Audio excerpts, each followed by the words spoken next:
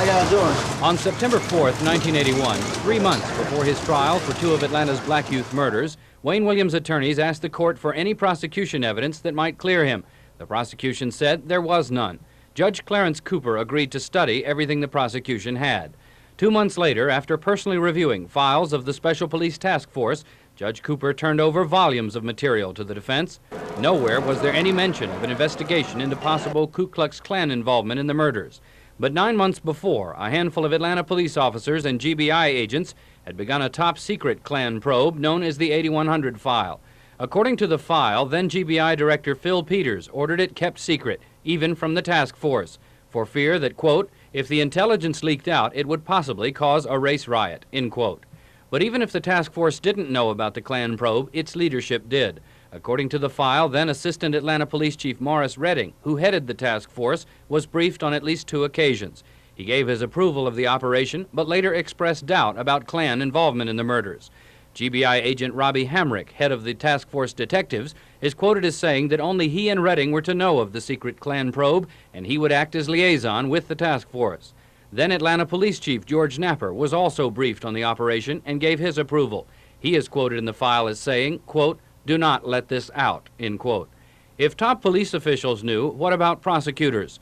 About midway through the investigation, the file mentions that one of the officers involved attempted to reach an assistant Fulton County district attorney, but apparently no contact was made.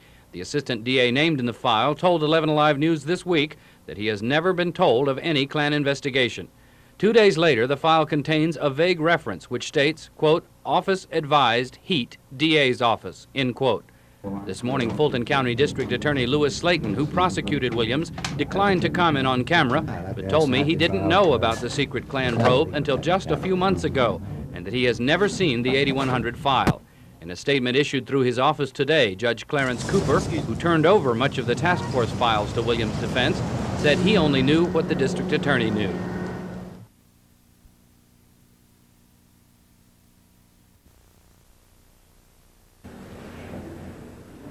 In his latest bid for a new trial, convicted murderer Wayne Williams went before a Butts County judge in February, asking that his attorneys be allowed to question police about possible KKK involvement in the Atlanta child murder case.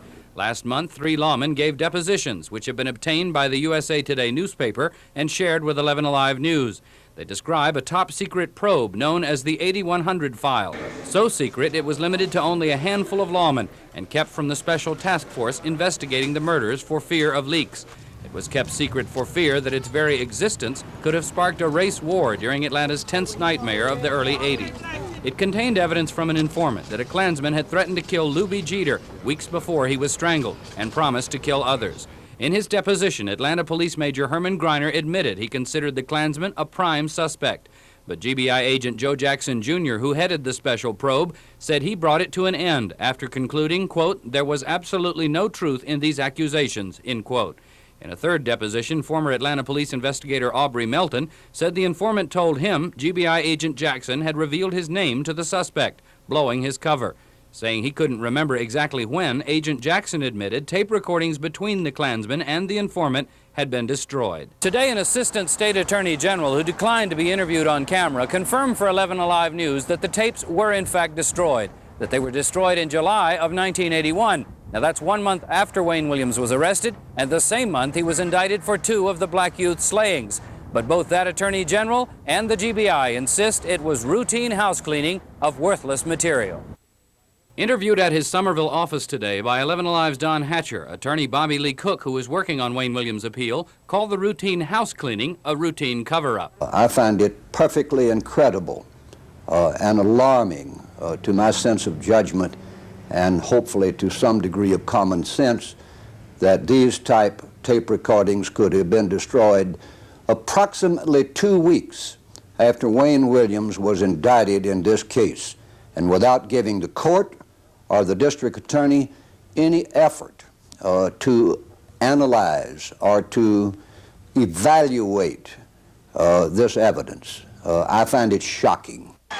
Attorney Cook claims that if the secret Klan investigation had been turned over to the court, it could have resulted in a not guilty verdict for Wayne Williams. In the near future, they hope what remains of the file and the fact that it was kept secret until recently at least will be grounds enough for a new trial. Paul Crawley, 11 Alive News.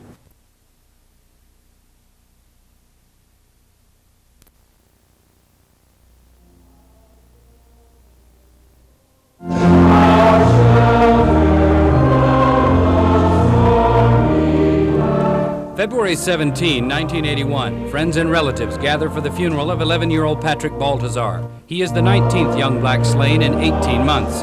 2 days later, 13-year-old Curtis Walker is reported missing.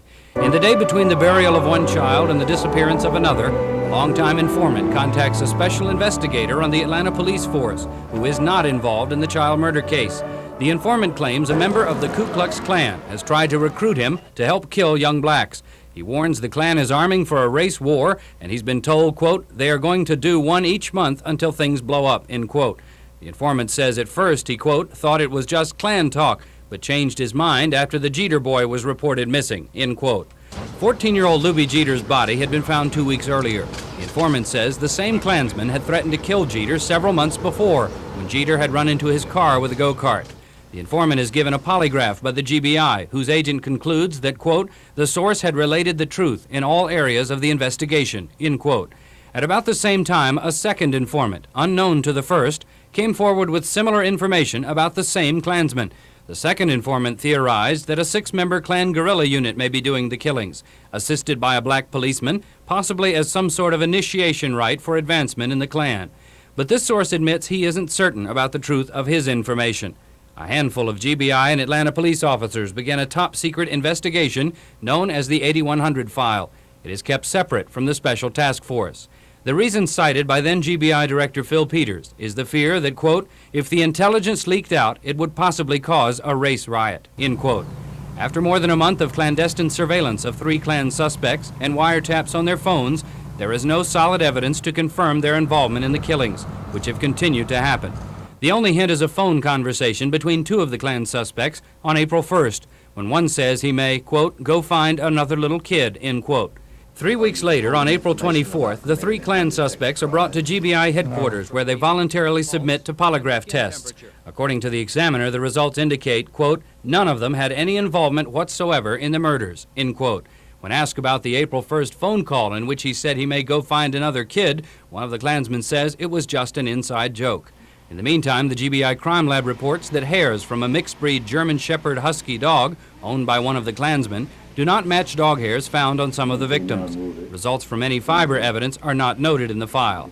The case is closed 9 weeks after it had begun, 4 weeks before Wayne Williams surfaced as a suspect.